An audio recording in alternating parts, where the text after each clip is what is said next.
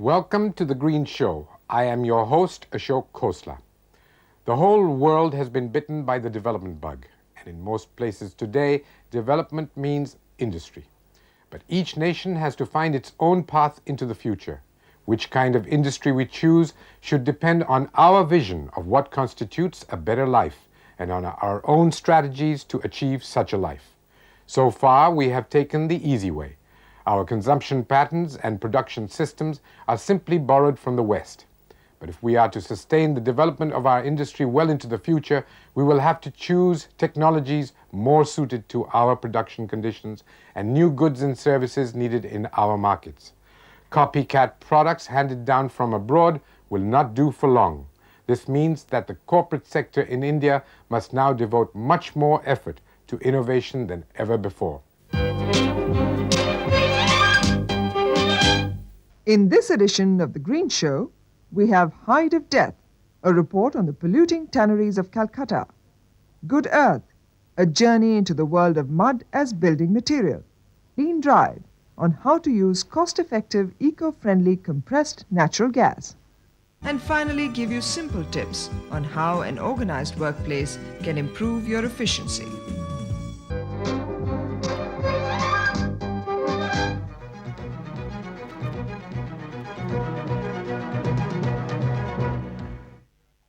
Toxic effluents from our industries are a major factor in the growing contamination of our streams and groundwater aquifers. One by one, our fertile green fields are being converted into the fields of lethal poison. Nowhere is such destruction more severe than in our leather industry, which is made up of a large number of small units, mostly in the unorganized sector.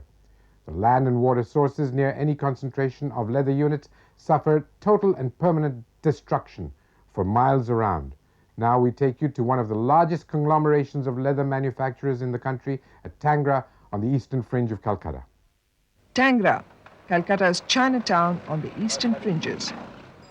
Apart from the inhabitants, the nature of business and industry here gives the place its unique flavor. The closed-in locality with its dull, faceless shanties, the filthy, smelly alleys, also happen to be the largest conglomeration of tanneries in the country. Consequently, it is one of the most dangerous sources of industrial pollution, poisoning our environment. There are a few hundred private tanneries in Tangra. They have mushroomed over the years in a makeshift fashion, without either long-term planning or the development of infrastructural facilities. The work conditions are subhuman, and no thought is ever given to spare the environment from mindless abuse. Let us see how the tanneries work. Raw hide smeared with huge quantities of salt and ice are brought to the factory, where they are thoroughly washed and dried. The process requires the use of massive amounts of water, which gets contaminated and in the absence of proper drainage, flows into the neighboring nalas and canals. The hair in the hide is then extracted with the help of hydrogen sulfide and lime. Later, they are treated with chromium-3 sulfate to take out the unnecessary protein. All these bring forth colossal amounts of toxic, foul-smelling substances. The protein-free hide is again washed in water and dried either in the sun or in giant ovens. They are then polished for gloss and cut to specified sizes.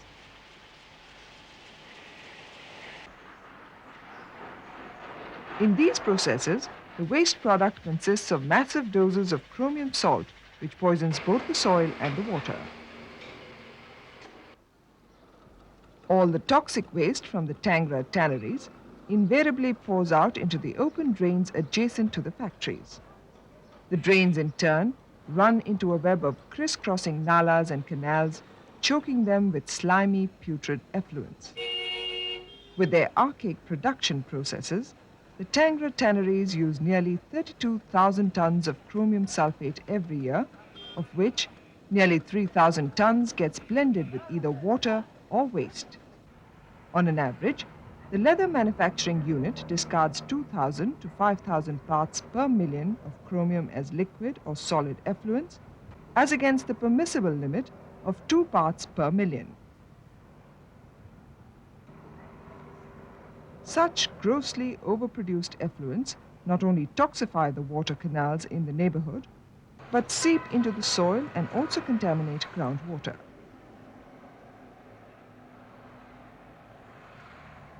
No wonder water in many areas of East Calcutta is increasingly turning saline. But who cares, as long as the hide processing trade fetches a fast buck? With ever-increasing exports and domestic demands for leather and leather goods, the effort is to add more gloss to the product and make them durable.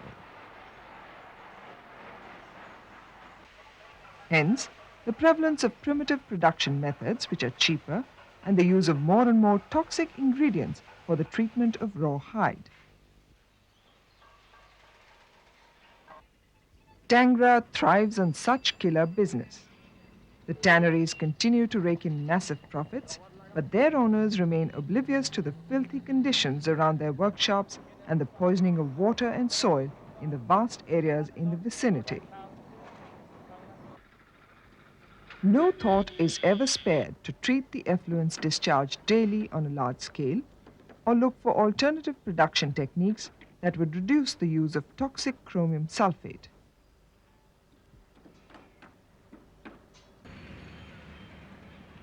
Secure in the knowledge that the government's pollution control agencies have little power to chastise them, the tanneries continue to defile the environment with impunity, spreading poison into the soil and water with great abandon.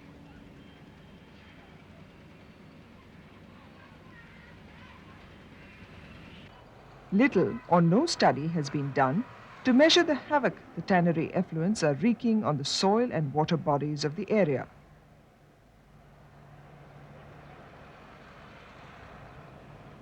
Meanwhile, fisheries are severely affected, water plants and insects are choking to death, and vegetable cultivation is turning into a nightmare.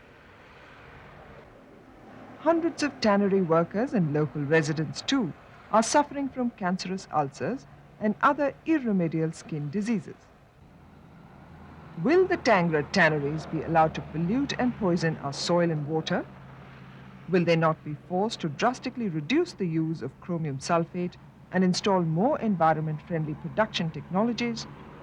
Should not the tannery industry and pollution control agencies sit up and take notice of the impending catastrophe? We must act without any further delay. It is now or never.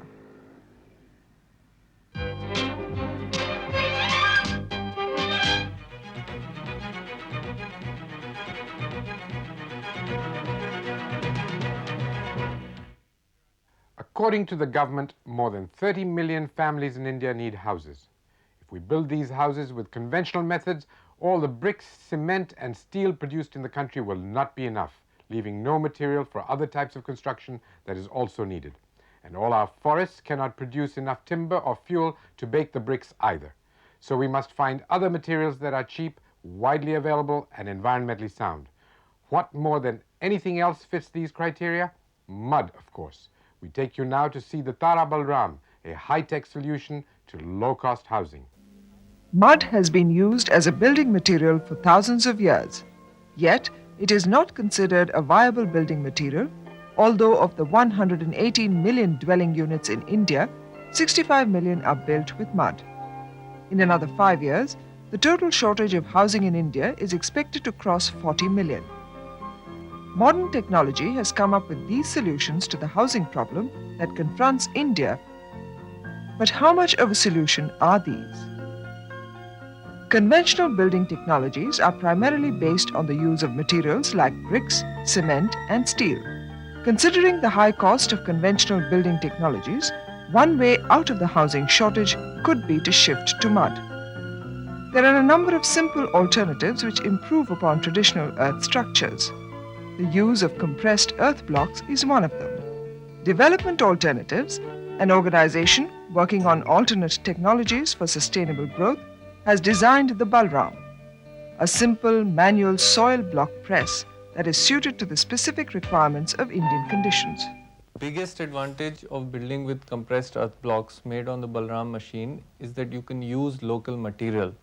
There's an abundance of earth in almost all parts of the country that can be used for earth construction, and the Balram offers you a very, very simple device with which this earth can be converted into building blocks that you can make walls with. See, when you make burnt clay bricks, you're firing them. It's the same material, it's the same mud that you excavate and turn into bricks, but you use a lot of fuel to make those bricks. You're using either coal, which in some cases is first grade coal, in some cases you're using wood. That is not so in the case of compressed earth blocks, because the energy you're using here is solar and human. People operate the machine and you sun dry the bricks. That's the big difference between using burnt clay bricks and compressed earth blocks. If you compare compressed earth blocks to concrete blocks, the difference really lies in the use of cement and the use of a lot of water. Concrete blocks need cement, which is comparatively energy intensive. So it's a very, very good technology to be used in rural, semi-urban areas where earth is available, where a lot of manpower is available, where solar energy is available, to convert field soil, ordinary field soil, into a building material. The Balram is a manual soil compression device. It is rugged, portable, and easy to use. It compacts ordinary soil to 60% of its original volume, giving it a density close to that of concrete. This enhances the load-bearing capacity of the blocks to about 18 kilograms per square centimeter. Each cycle of the machine produces 2 conventional sized blocks. A team of 5 workers can, on an average, produce 1,200 to 1,500 compressed earth blocks per day. To suit specific requirements, the block quality can be further enhanced. The strength of compressed mud blocks is good per se. What we do to enhance the strength of a compressed earth block is to mix additives into the ordinary field soil that we use for these blocks. Now, additives can be in the form of cement, it could be lime. In cases, in stray cases around the world, they've used bitumen. Or you can in fact increase the strength by adding graded sand in a certain quantity. This basically gives increased strength to the block. It also improves the water resistance of a block, which is very important, because when we're talking about mud, the first question people ask is, whether it will withstand rainfall. Building with earth has various advantages. It gives greater flexibility in construction and offers better insulation than conventional building technologies. Also, the use of locally available inputs cuts the cost dramatically. This very cost-effectiveness of the Balram earth blocks makes mud construction a truly viable housing alternative for the rural and the semi-urban population of India. Mud construction is one of our answers to the housing needs of the poor, and that is the reason why we've designed a very simple device. It's a simple machine, it costs only 10,000 rupees. It's a machine that people can in fact use to make their own bricks. However, the true success of any technology lies in its acceptance by the people for whom it was designed in the first place, and that requires a lot of effort. It does take a lot of convincing to transfer the technology in our terms. We found voluntary organizations across the country to be a good medium, because voluntary organizations share environmental concerns, and if you look at the environmental aspects of this technology, the advantages are so great that it's fairly easy to convince a person. These agencies build houses, demonstration houses in various parts of the country, and people live in them. And after a few years, I mean, it takes 2-3 years when people have seen that it's okay, it doesn't sort of wash away. More and more people start building with them. The Indira Gandhi Center for Arts, the Exhibition Gallery, and the headquarters of Development Alternatives are prime examples of the possibilities of compressed earth architecture. These buildings are testimony to the strength and durability of earth-based construction. Not only are these buildings aesthetically appealing, but also reflect a total harmony with nature. The world over, 1.5 billion people live in houses built with raw earth. Amongst the possible solutions to the housing shortage, the use of earth is perhaps the most practical, cost-effective, and environment-friendly. Taking that message to the masses is something that needs to be done urgently. Tara's Balram is a small but significant step to that end.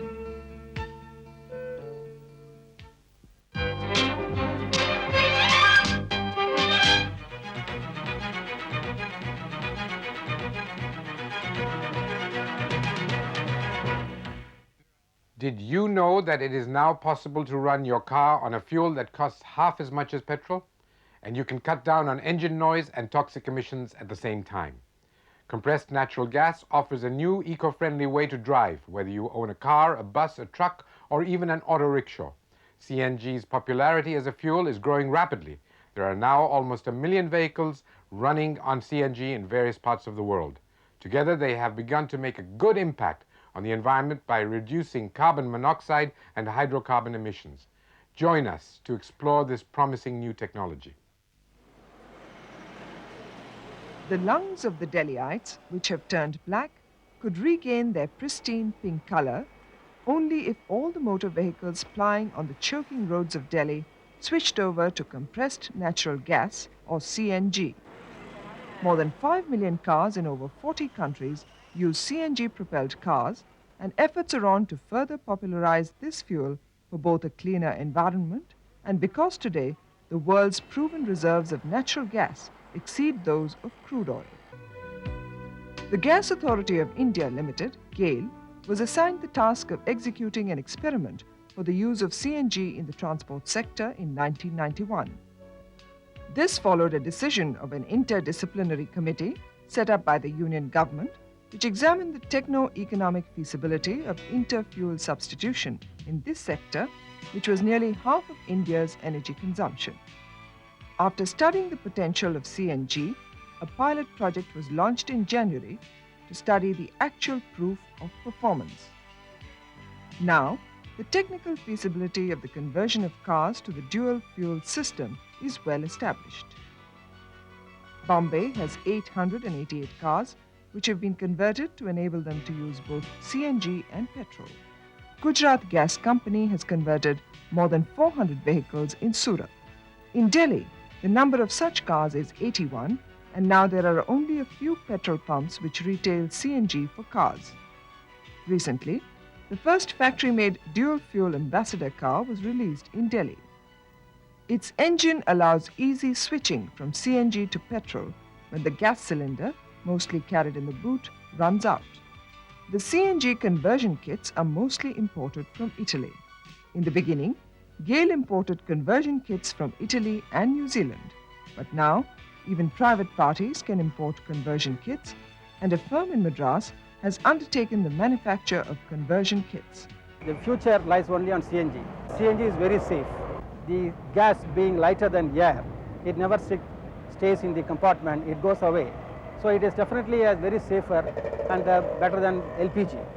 Of course, LPG we cannot use in the car. Considering all the factors, I am sure that government should go all the way to support and improve the project in a big way.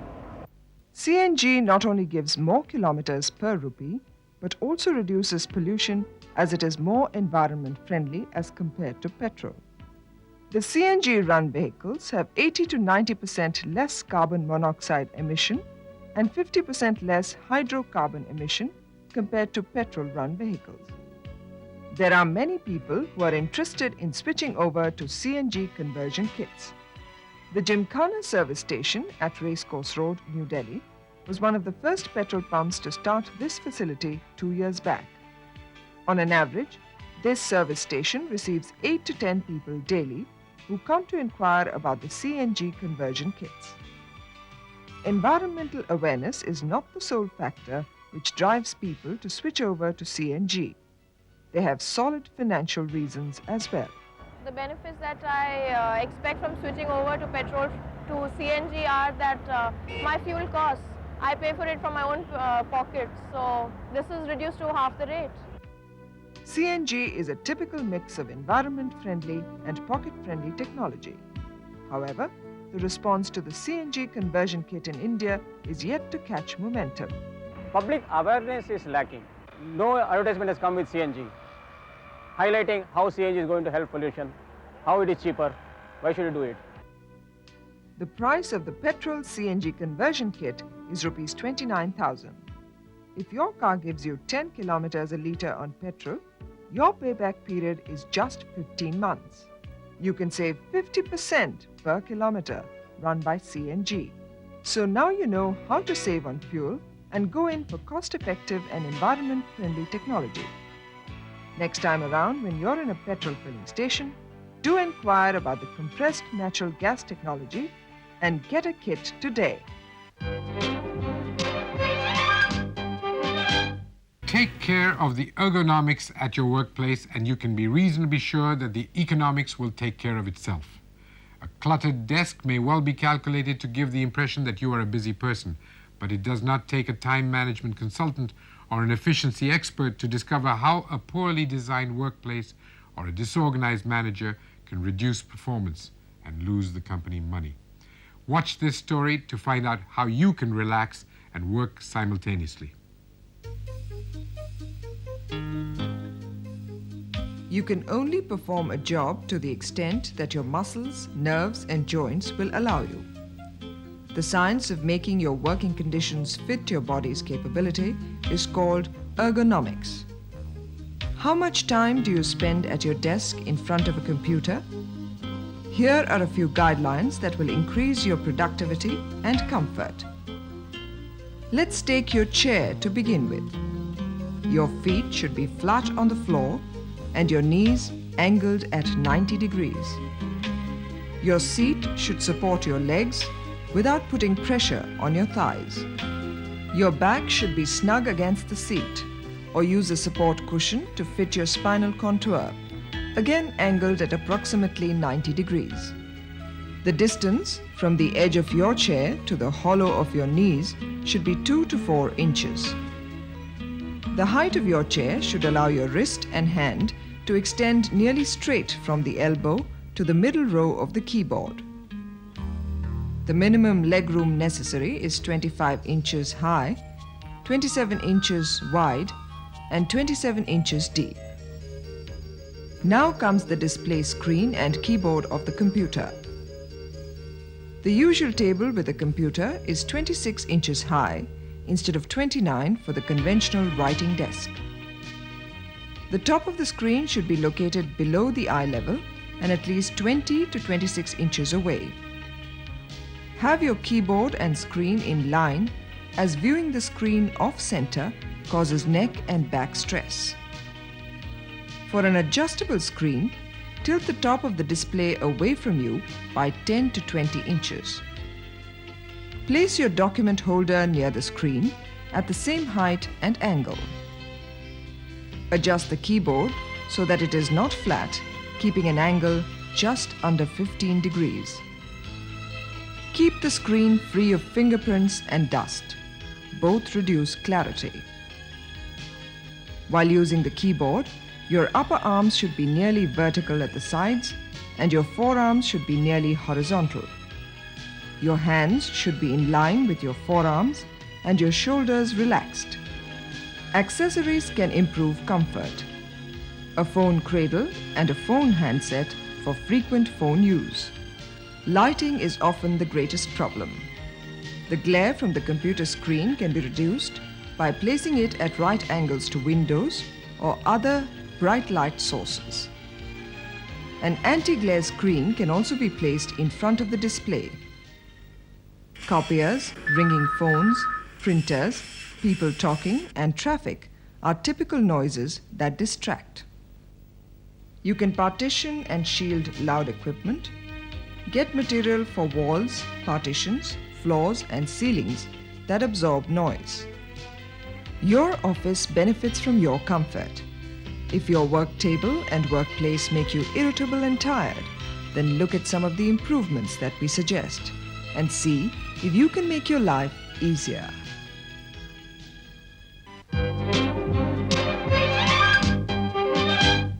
Industry gives us the many products we now need merely to survive, and the jobs to earn the incomes we need to pay for these products. But it is also like a hungry monster devouring large quantities of raw materials with an insatiable appetite. Our growing standard of living means that our demands on nature's resources also constantly grow. But these resources are finite, and no technology breakthrough will increase them very much. Industrial growth has the seeds of its own limits built in, and these limits are already beginning to show.